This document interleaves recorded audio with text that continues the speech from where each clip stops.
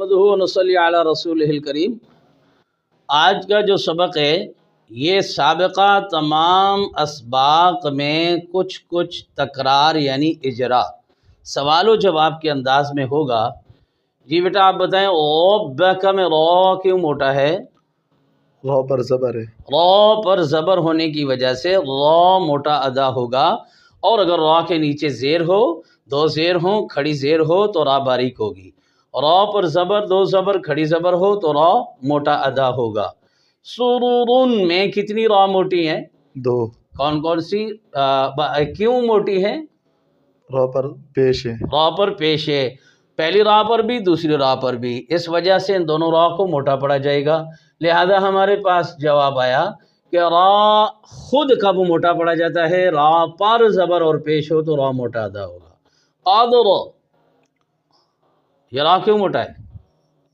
رو موقوفہ ساکن ما قبل زبر، ہاں، را موقوفہ ما قبل ساکن ما قبل زبر اور پیش ہو تو پھر بھی موٹا ادا ہوگا، لہذا ہم اس کو پڑھیں گے قادر، را موٹا، جیسا کہ اِنَّا أَنزَلْنَاهُ فِي لَيْلَةِ الْقَدْرِ، تو اس طرح یہ را موٹا۔ من الف شہر والفجر اذا یسر والوتر، یہ تمام را موقوفہ ہیں اور ان سے پہلے ساکن ہے اور اس سے پہلے زبر ہے۔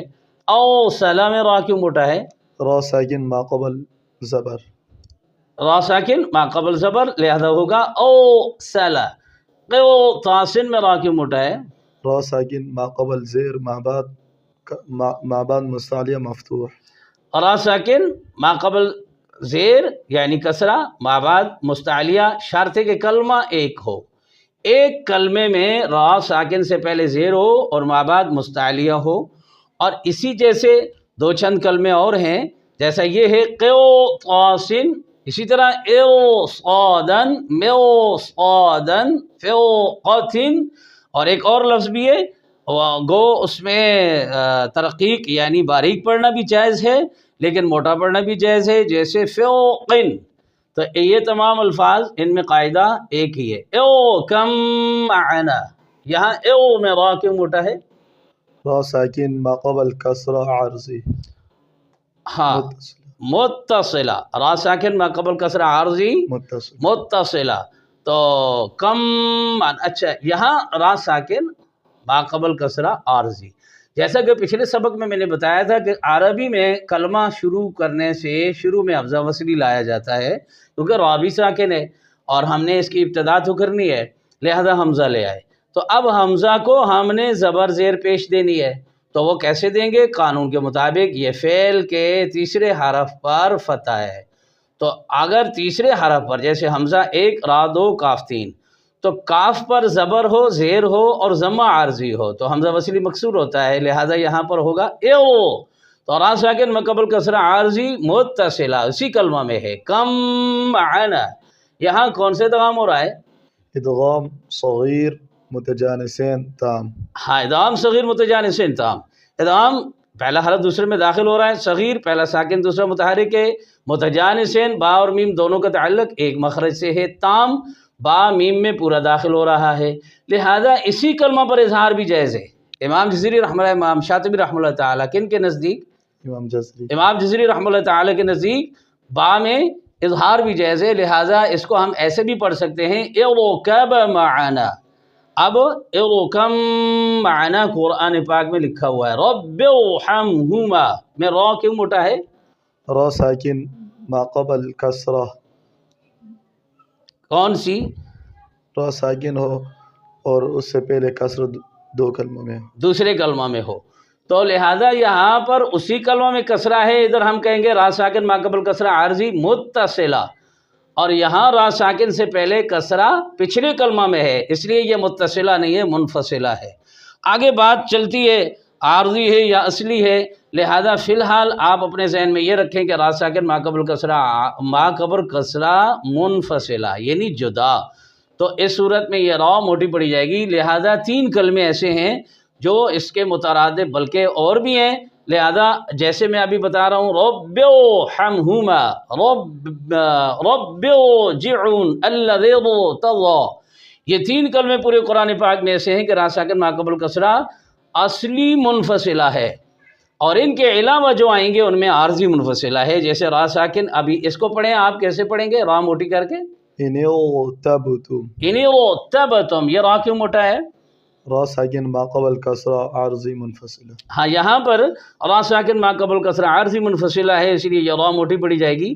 ایسے عام قانون کے مطابق جیسے یہ ہے اس طرح یہ ہے، را ساکن ما قبل کسرہ منفصلہ، را ساکن ما قبل کسرہ منفصلہ. آگے پہچان کے لیے عارضی یا اصلی ہم کہتے ہیں، بہر صورت را موٹی ہے. اس کو ہم کیسے پڑھیں گے؟ حجر، حجر. را موٹی باریک ہے؟ را باریک ہے. کیوں؟ را ساکن، را ساکن، را موقوفہ، را موقوفہ ما قبل مفتوح ما قبل مکسور. کیا ہے یہاں دیکھیے، را موقوفہ ما قبل ساکن ما قبل کسرہ. ہاں، را موقوفہ ما قبل ساکن ما قبل زیر یا مکسور، لہذا اس کو ہم پڑھیں گے حجر. حجر، را کو باریک پڑھیں گے. آگے یسر، یہاں را موٹی پڑی جا رہی ہے، کیوں؟ را ساکن ما قبل، را موقوفہ ما قبل ساکن ما قبل زبر. ہاں یسر، اس صورت میں یہ موٹی پڑ جائے گی. اب را کی باتیں ختم ہو گئیں. را کے کئی ایسے حالات ہیں جن میں را باریک پڑی جاتی ہے اور موٹی پڑی جاتی ہے، لہذا را کے نیچے کسرہ ہو، دو را کے نیچے زیر ہو، دو زیر ہوں، کھڑی زیر ہو تو را باریک، اس کے علاوہ را موٹی. اور جو موٹے ہونے کے قواعد ہیں وہ آپ کو موٹے موٹے بتا دیے. ابھی نوحیہا، اب ہمارا موضوع تھوڑا سا چینج ہو گیا. اب نوحیہا میں آپ کو کیا نظر آتا ہے؟ حروف مدہ، حروف مدہ. اب ان حروف مدہ کو کیا کہتے ہیں؟ مد اصلی. مد اصلی. مد ہونے کی صورت میں مد فرعی کے مقابل ہے مد اصلی. مد اصلی مد کی جڑ ہوتی ہے، مد نہیں ہوتی. مد اصلی یعنی مد کی جڑ، لہذا ہر مد کی جڑ یہ تین حروف مدہ ہیں، یعنی واو، یا اور الف. الف سے پہلے زبر ہمیشہ آتا ہے، یا سے پہلے زیر اور زبر بھی آتا ہے، اور واو ساکن سے پہلے پیش اور زبر بھی آتا ہے. لہذا یہ ہو گئی حروف مدہ. یعنی مدہ کہنے کا مقصد ہے انہیں ایک الف کھینچنا ہے، جیسے نوحیہا، نوحیہا. ابھی الف کی پریکٹس ہے، جیسے قرآن پاک میں آتا ہے ربنا ظلمنا انفسنا وَإِن لَّمْ تَغْفِرْ لَنَا وَتَرْحَمْنَا لَنَكُونَنَّ مِنَ الْخَاسِرِينَ. یعنی اس کو کئی لوگ بلکہ چند لوگوں سے ہم نے سنا ہے یہ غلطی کرتے ہیں کہ الف کو کھا جاتے ہیں، جیسے ربنا ظلمنا انفسنا وَإِن لَّمْ تَغْفِرْ لَنَا. ایسے پڑھنا حرام ہے کہ آپ نے اللہ تعالی کے کلام کا ایک حرف اڑا دیا. لہذا ربنا ظلمنا انفسنا وَإِن لَّمْ تَغْفِرْ لَنَا، یعنی واو مدہ آ جائے، یا مدہ آ جائے، الف مدہ آ جائے تو یعنی ایک ایک الف کھینچ کر پڑھیں تاکہ وضاحت ہو کلمے کی. سیئت میں کون سی مد ہے؟ مد واجب. مد واجب کہاں ہوتی ہے؟ حروف مدہ کے بعد حمزہ اسی کلمہ میں آ جائے. حروف مدہ کے بعد حمزہ اسی کلمہ میں آ جائے، یعنی ایک کلمہ میں مدہ کے بعد حمزہ آئے. تو لہذا یہ یائے مدہ محل مد ہوئی اور حمزہ سبب مد ہوا. لہذا محل مد کے بعد سبب کا ہونا ضروری ہے. اگر سبب نہیں ہے تو پھر مد اصلی ہے. جیسے واو مدہ کے بعد سبب نہیں ہے، لہذا محل مد دو ہیں، حروف مدہ اور حروف لین، اور سبب مد بھی دو ہیں، حمزہ اور سکون. لہذا واو مدہ کے بعد نہ حمزہ ہے نہ سکون ہے، یا مدہ کے بعد نہ حمزہ ہے نہ سکون ہے، الف مدہ کے بعد نہ حمزہ ہے سکون ہے، اسی لیے یہ مد اصلی ہے. اور یہ مد فرعی ہے. فرع کا معنی ہوتا ہے اٹھانا، ایک الف سے زائد آواز کھینچنا. لہذا واو مدہ، یا مدہ، الف مدہ مطلقاً جہاں آئیں بعد میں سبب نہ ہو تو ایک الف، اور ایک الف سے زائد آواز کھینچنے کو مد کہتے ہیں، اور وہ مد فرعی ہے. اور مد فرعی کی قسموں میں یہ مد واجب ہے. لہذا قولوا آمنا، یہ کون سی مد ہے؟ مد جائز. مد جائز کون سی ہوتی ہے؟ حروف مدہ کے بعد حمزہ دوسرے کلمہ میں آ جائے. لہذا حروف مدہ واو ہے اور اس کے بعد آمنا حمزہ دوسرے کلمہ میں آ گیا، لہذا یہ مد جائز ہے اور اس کی مقدار بھی 2 الف ہے. لہذا آپ حدر پڑھتے ہیں، قرآن پاک رمضان شریف میں سناتے ہیں، تو اختصار کرنے کی وجہ سے آپ اس پر 1 الف بھی کر سکتے ہو. الآن کون سی مادے؟ مد لازم کلمی مخفف. مد لازم کلمی مخفف، چونکہ یہ کلمہ ہے اور مد لازم یاد رکھ لیں، مد لازم وہ مد ہوتی ہے جس میں محل مد کے بعد جزم یا تشدید آ جائے، یعنی سکون اور تشدید آ جائے. آل میں کھڑی زبر میں الف مدہ موجود ہے، الف مدہ کے بعد لام پر سکون ہے یعنی جزم ہے، لہذا یہ کلمہ ہے تو اسے کہیں گے مد لازم کلمی مخفف. مخفف مشدد کے مقابل ہے، مشدد تشدید کو کہتے ہیں اور مخفف سکون کو کہتے ہیں، جزم کو کہتے ہیں. الآن، اور اس کی مقدار کتنی ہے؟ 3 الف طول. طول یعنی 3 الف.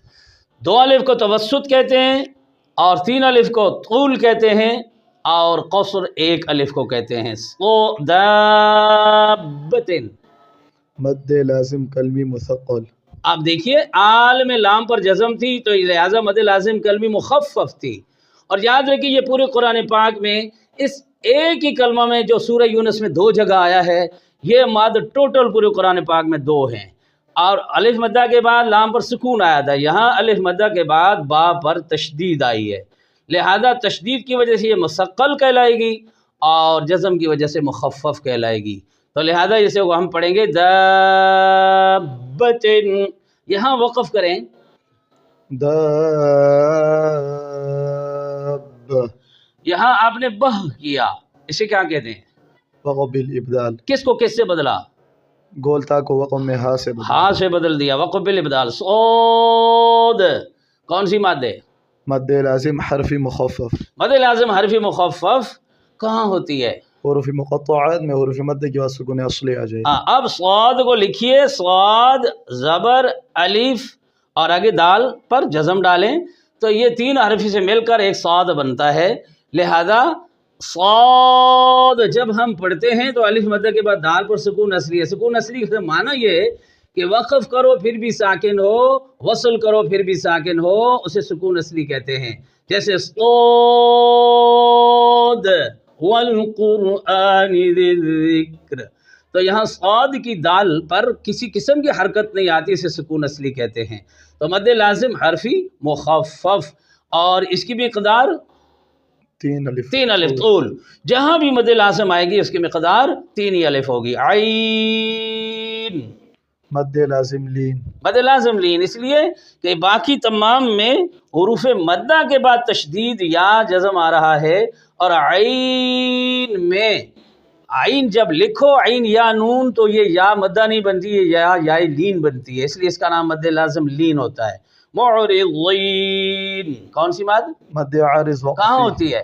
حالت وقف میں حروف مدہ کے بعد سکون عارض آ جائے. حالت وقف میں حروف مدہ کے بعد سکون عارض آ جائے، اس کی مقدار کیا ہے؟ افضل، طول، پھر توسط، پھر قصر. مثلا اب ہم طول کریں گے تو اس کا یہ آئے گا معرضین، یہ طول ہے. اب توسط معرضین، یہ توسط ہو گئی اور قصر 1 الف ہے. والصیف. مد لین عارض وقفی. مد لین عارض وقفی کہاں ہوتی ہے؟ حالت وقف میں حروف لین کے بعد سکون عارض آ جائے. یاد رکھیے یہ مد عارض وقفی، مد لین عارض وقفی. مد عارض وقفی مدہ کے بعد حالت وقف میں سکون عارض آ جائے اور مد لین عارض وقفی حالت وقف میں حروف لین کے بعد سکون عارض آ جائے. سکون عارض کا معنی یہ ہوتا ہے کہ ہم نے وقف کی وجہ سے متحرک حرف کو ساکن کر دیا، اس کو مد عارض کہتے ہیں، یعنی عارضی طور پر اس پر مد کرنا. جب ہم وصل کریں گے تو اس کی مد ختم ہو جائے گی. ابھی یہاں پر مدوں کی بات ختم ہو گئی، اب آگے ادغام کی کوئی باتیں چل جائیں گی. الیکم مرسلون، یہی جی کیا ہو رہا ہے یہاں پر؟ ادغام. کون سے ادغام؟ ادغام صغیر مثل انتام. ادغام صغیر مثل انتام. اب ادغام اس لیے کہتے ہیں کہ میم میں داخل ہو رہا ہے، صغیر اس لیے کہتے ہیں پہلا حرف ساکن ہے دوسرا متحرک ہے، مثلین اس لیے کہتے ہیں کہ دونوں ایک جیسے ہیں، تام اس لیے کہتے ہیں کہ میم میں پورا داخل ہو گیا، لہذا بن گیا الیکم مرسلون۔ اب یہاں پر ایک الف غنہ کرنا ہے اور اس کا پورا نام بن جائے گا ادغام صغیر مثلین تام۔ آگے قد تبین، ادغام صغیر متجانسین تام، ادغام صغیر متجانسین تام۔ اب ادغام اس لیے کہتے ہیں پہلا ساکن دوسرا متحرک ہے، صغیر اس لیے کہتے ہیں ادغام اس لیے کہتے ہیں کہ دال تا میں داخل ہو رہا ہے، اور متجانسین اس لیے کہتے ہیں کہ دال اور تا کا مخرج ایک ہے، اور تام دال تا میں پورا داخل ہو گیا، بن گیا قد تبین، قاف سیدھا تا سے ملے گا، لہذا متجانسین ایک مخرج کے دو حرف۔ احط، ادغام صغیر متجانسین ناقص، یہاں اس کلمہ میں تام تھا اور اس کلمہ میں ناقص ہے۔ پورے قرآن پاک میں چند کلمات ہیں جن میں ادغام متجانسین ناقص ہوتا ہے اور ان کا پہلا حرف طا ہی ہے، جیسے احط، فرطت، فرطتم اور بسطت۔ اب ان میں تمام میں طا کی صفت اقوا ہے، اس لیے طا کے موٹا ہونے کو باقی رکھ کر ادا تا کرنا ہے، بنے گا احط، لہذا ادغام صغیر متجانسین ناقص۔ من یقول، ادغام صغیر متقاربین ناقص، ادغام صغیر متقاربین ناقص۔ ناقص ہم نے کس چیز کو کیا؟ نون کو، نون کی کون سی چیز کو؟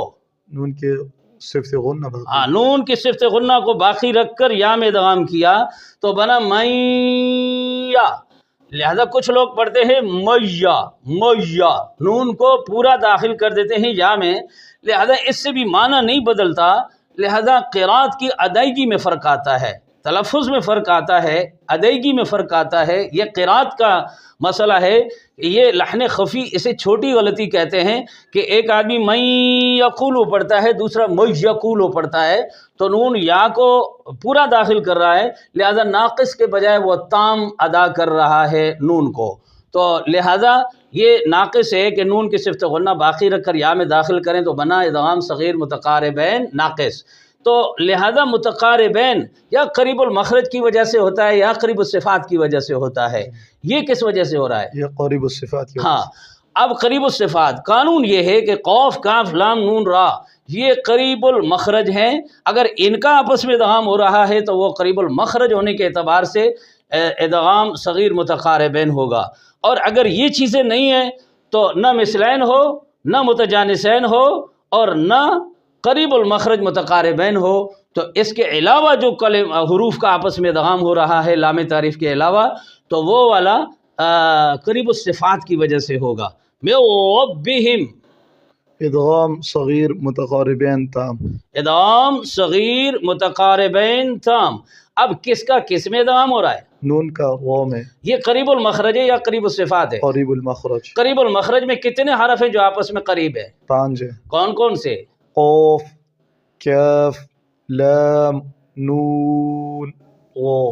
اب بتائیے قوف کا کاف میں کہاں ادغام ہوا ہے؟ علم نخلقکم، اس میں تام ہے یا ناقص ہے؟ مختلفی دونوں ہیں، یعنی دونوں ہیں۔ اب ہم اس میں علم نخلقکم بھی کر سکتے ہیں اور علم نخلقکم بھی کر سکتے ہیں، یعنی یہاں پر لام نون رو قوف کاف آپس میں ہو تو وہ قریب المخرج ہونے کے اعتبار سے ادغام ہے، اور بار بار بتایا کہ نہ مثلین ہو، نہ متجانسین ہو، نہ قریب المخرج ہو، اور نہ لام تعریف کا ادغام ہو، تو اس کے علاوہ 2 حرفوں کا آپس میں ادغام ہو رہا ہو تو وہ قریب الصفات ہونے کی وجہ سے ہو رہا ہے۔ لہذا پیچھے تمام اسباق کا موٹا موٹا سوال و جواب کے انداز میں آپ حضرات کے سامنے سبق کو پیش کر دیا۔ برائے کرم ان اسباق کو غور سے سنیں اور دماغ پر زور دیں کہ یہ اللہ پاک کی کلام کے یہ کلمات آپس میں کیسے جڑ رہے ہیں، لہذا کلمات کو جوڑنے کے لیے قرات کے اصول و ضوابط کی ضرورت ہے، قوانین کی ضرورت ہے، قواعد کی ضرورت ہے، وہ ساتھ ساتھ میں پڑھا بھی رہا ہوں، بتا بھی رہا ہوں۔ اللہ تعالیٰ آپ کی عقل میں اور فہم و فراست میں اضافہ فرمائے۔ میری دلی دعا ہے جو حضرات ہمارے اسباق کو سن رہے ہیں، اللہ پاک ان کے علم و عمل میں ترقی نصیب فرمائے، اور برائے کرم میری آپ سے التماس ہے کہ اور ساتھیوں کو بھی اس لائن پہ لائیں۔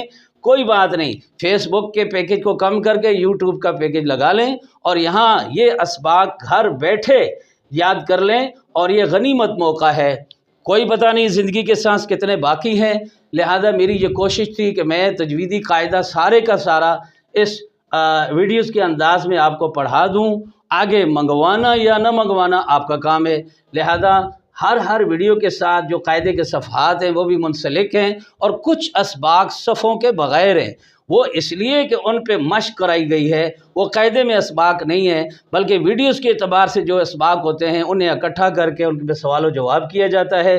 اللہ تعالی عمل کی توفیق عطا فرمائے، وما علینا الا البلاغ۔